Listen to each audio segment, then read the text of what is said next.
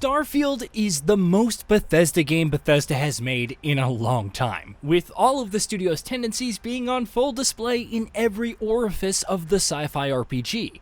And though that does mean that there's cons to go along with the pros, it's undeniable that, especially when compared to BGS's last major single-player release in Fallout 4, Starfield represents a huge leap forward for the developer.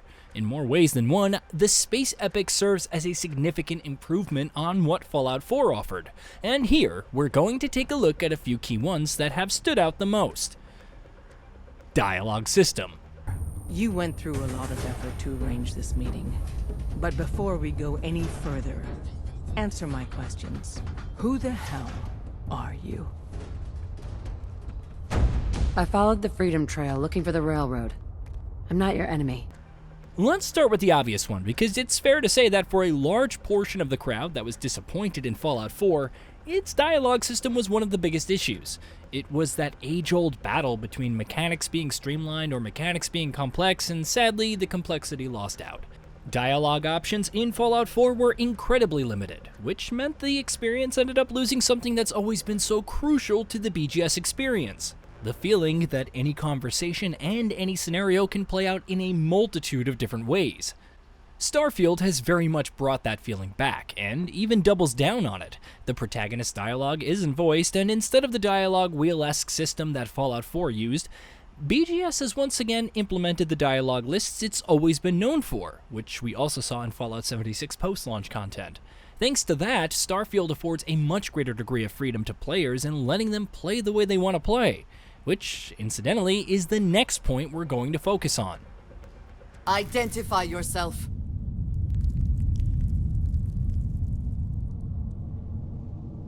You are from Constellation. Vladimir said someone might be coming.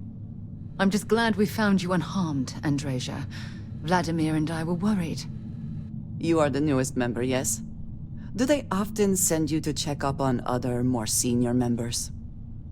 Player freedom. Player freedom and agency has traditionally been paramount in any new RPG being put out by Bethesda Game Studios, but that sort of took a backseat in Fallout 4.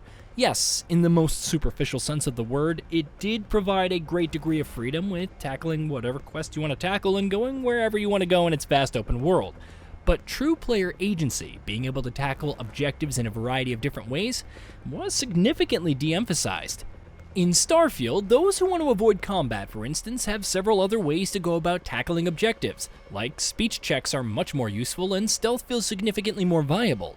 Fallout 4 did present those as an option as well, of course, but they never felt as central to the experience as they can in Starfield, and a vast portion of the game almost always ended up involving combat. This, in particular, is an area where BGS's newest release makes significant improvements. Always good to know someone who can keep their mouth shut. Fine. Get the hell out of here before I change my mind. RPG mechanics. Starfield's dialogue system is, of course, responsible for its greater emphasis on player freedom in a big way, but it's not the only thing that's contributing to that. Something else that feels much more flexible, expansive, and rewarding in Starfield than it did in Fallout 4 is the suite of RPG systems on offer. Though there's obviously some level of overlap between the two games and what sort of things that you can upgrade through the progression mechanics, they're both still BGS games after all. Build variety feels much more emphasized in Starfield. Combat builds, stealth builds, speech builds, or even builds that are focused more on shipbuilding and outpost management all feel pretty much equally viable in Starfield. Quests, for instance, account for non-combat builds much better than they did in Fallout 4, which means you have the freedom to play with that build the way that you want to play with it, and are consistently rewarded for doing so. On top of all that, thanks to the level of freedom and build variety, there's also a greater degree of variety on offer in the actual gameplay experience as well. Main story and companions. The main story has almost never been the star of the show in any Bethesda RPG, and to be honest, it still isn't in Starfield. But there's no doubt that it is one of the more engaging and captivating main stories that we've seen in a BGS game in a long time, certainly when compared to Fallout 4. Yes, the side content and the faction questlines and the open world sandbox are still going to be the primary source of entertainment here, as is tradition for this studio's games, but Starfield's story is good enough, especially after you get to a certain point, that it becomes easy to recommend. With Fallout 4, it's safe to say that wasn't exactly the case. Similarly, companions are much better implemented in Starfield. Of course, opinions on whether you like them more as personalities will vary from person to person. You may, for instance, like Fallout 4's Nick Valentine and Strong better than Starfield's Sam Coe and Sarah Morgan, but when it comes to how they're integrated into the experience, Starfield has the upper leg. Not only do you get to dive much deeper into each companion's past and backstory, they're also much more organically integrated into the main story, and they feel like they have a much better active role to play in the setting. World variety. Here, Starfield wins through sheer brute force, honestly. Its setting is an entire galaxy encapsulating over 1,000 planets that you can travel to, so it's only natural that there's going to be much greater diversity in the environments and locations that you travel to. To be fair to Fallout 4, this was probably one of its biggest strengths, with its post-apocalyptic setting not only desolate and blasted wastelands, but also rolling hills, dense forests, swamps, beaches, and more.